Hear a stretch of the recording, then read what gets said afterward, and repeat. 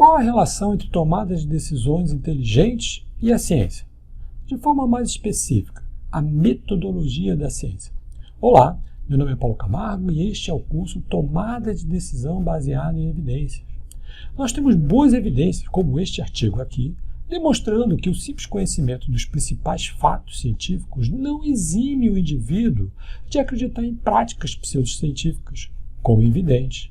No entanto, quando esse indivíduo possui treinamento em metodologia da ciência, a crença em práticas pseudocientíficas se esvai.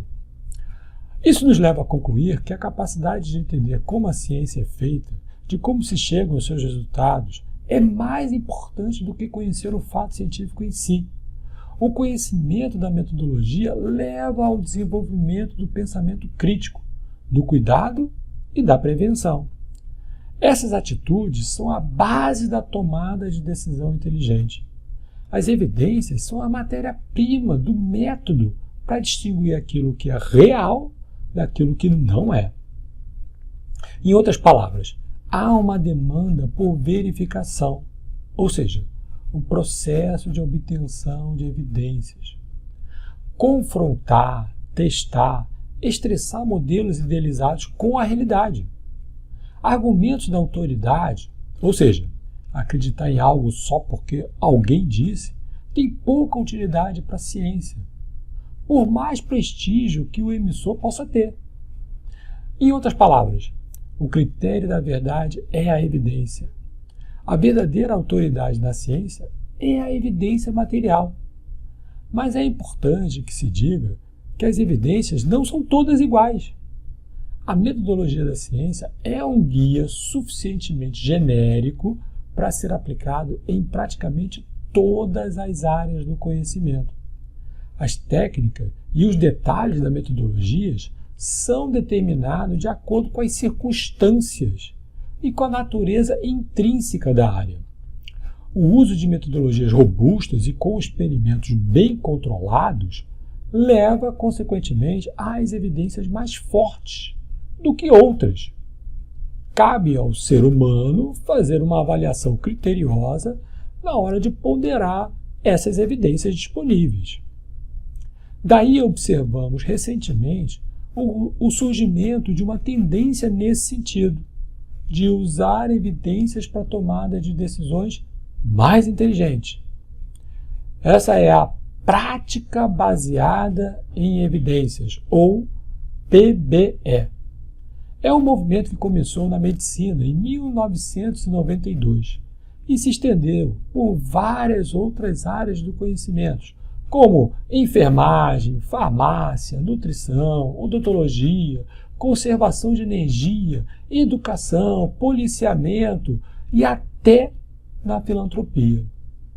O movimento em direção às práticas baseadas em evidências tenta encorajar os profissionais e outros tomadores de decisão a prestar mais atenção às evidências para informar sua tomada de decisão.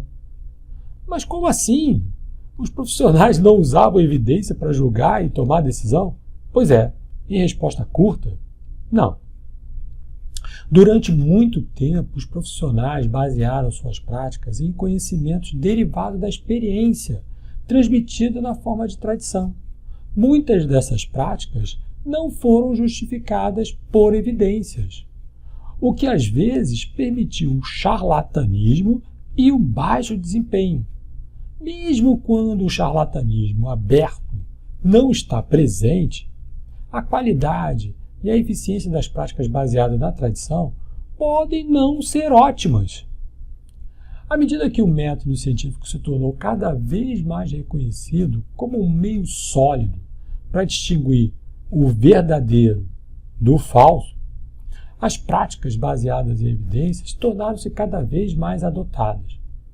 Se é assim, que tal fazermos uma visão geral do método da ciência?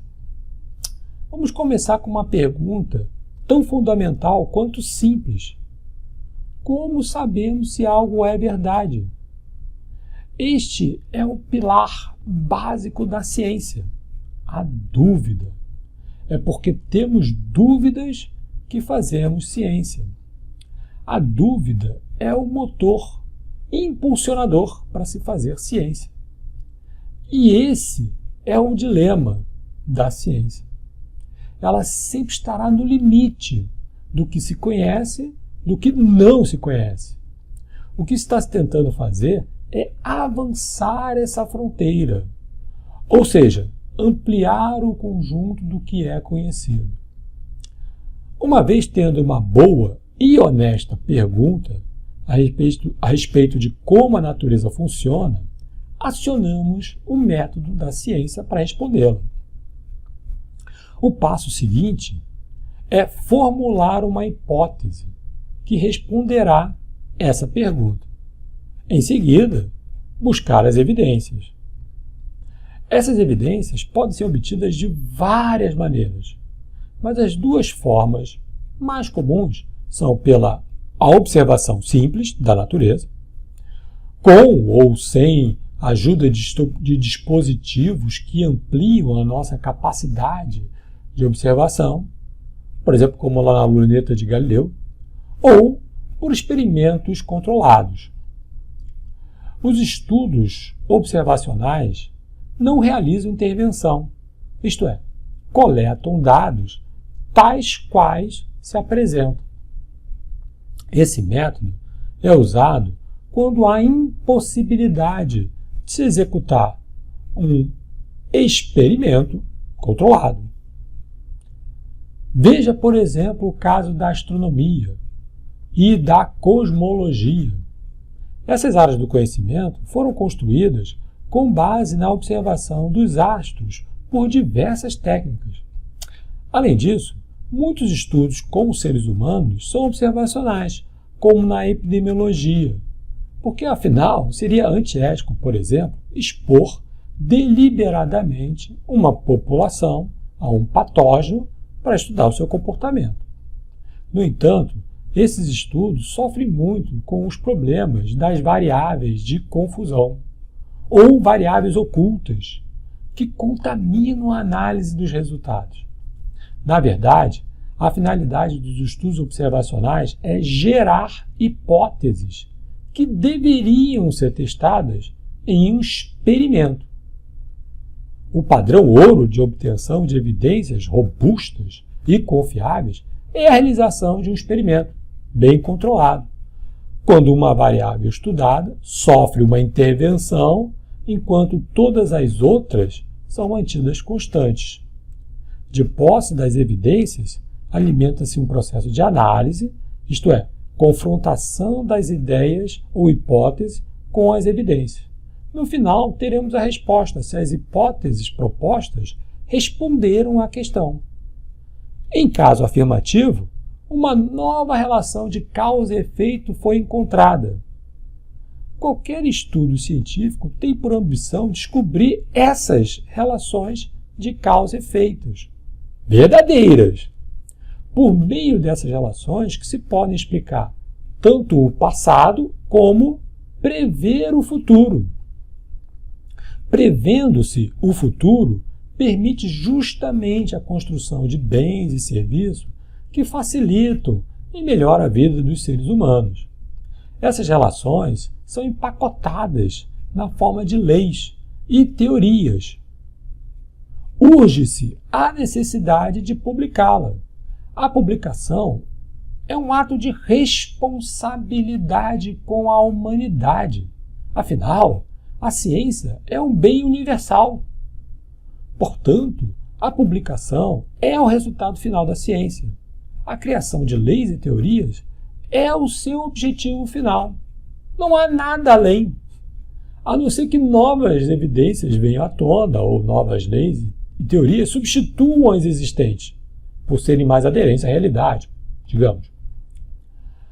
A publicação de artigos é feita em revistas científicas especializadas. A publicação não é imediata. Os artigos propostos por pesquisadores sofrem um processo de revisão rigoroso e criterioso. Os revisores são outros cientistas que sabem tanto ou mais que os próprios proponentes. Os revisores verificarão a relevância, a aderência ao método científico, a justeza das análises, a ausência de vieses e a compatibilidade das conclusões com as evidências encontradas. O processo é rigoroso, mas não significa que é perfeito. Não há como impedir que resultados errados, contraditórios e controversos sejam publicados. Isso é natural e até esperado, afinal, a ciência é feita por seres humanos. Além disso, há vários outros problemas, como carência de reprodutibilidade, vieses ou conflitos de interesse. Mas o importante é se aperceber que o debate científico deve ocorrer nos artigos que são publicados em periódicos específicos e não na grande mídia, justamente porque estes periódicos possuem um sistema de revisão por pares. O mesmo não ocorre em livros, vídeos na internet ou reportagens na grande mídia. Há vários outros interesses em jogo, agendas ocultas, interesses econômicos e até status quo. Talvez seja por isso que várias iniciativas têm surgido no sentido de se realizar uma divulgação científica para o público geral justa e correta. É notório o impacto dos resultados das ciências em nossa vida cotidiana. Usamos as conclusões da ciência para tomar decisões cruciais em nossas vidas, para a nossa saúde, para o nosso aprendizado, para a nossa carreira, para tudo, enfim. Em conclusão, para a tomada de decisões inteligentes. Portanto, uma divulgação clara, correta e acessível ao grande público é um direito humano universal e um desafio para os cientistas e governos que sejam responsáveis com a sociedade.